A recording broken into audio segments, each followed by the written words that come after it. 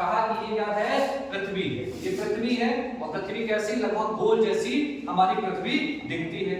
अब पृथ्वी हमने क्या कहा था कि अपने एक्सिस पर मतलब अपनी धुरी पर ऐसे क्या देखो घूम रही है, तो ये पृथ्वी की कौन सी गति कहलाती है?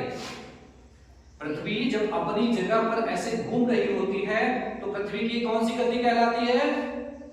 घूर्णन गति। कौन सी गति? घूर्णन गति।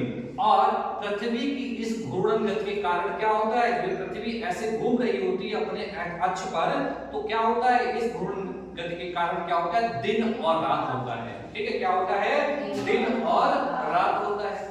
हमने बात की कि इस पृथ्वी पर कि हमारा भारत, अगर हम इस ग्लोब की बात करें या इस पृथ्वी की बात करें तो हमारा भारत कहाँ स्थित है? भारत की स्थिति क्या बताई थी हमने? उत्तरी गोलार्ध। उत्तरी गोलार्ध मतलब बीच में क्या है, एक 0 डिग्री रेखा है जिसे भूमध्य रेखा या विषुवत रेखा कहते हैं। इस रेखा के ऊपर का क्षेत्र क्या कहलाता है?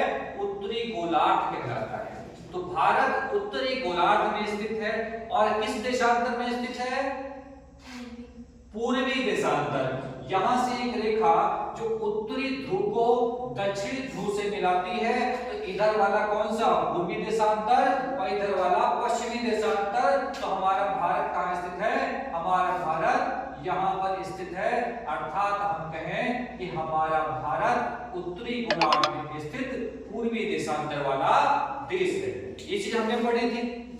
अब यहाँ पर जब हमने कहा कि यहाँ पर उत्तरी ध्रुव और दक्षिणी ध्रुव, मतलब ये जहां ऊपर से एक पिन पड़ी है ये उत्तरी ध्रुव है और जहां से पिन निकली है क्या है, ये दक्षिणी ध्रुव है। और अगर इस तरीके से देखें तो पृथ्वी हल्की सी झुकी हुई है कि नहीं है? ये सीधी नहीं है, ऐसे नहीं है, बल्कि झुकी हुई है।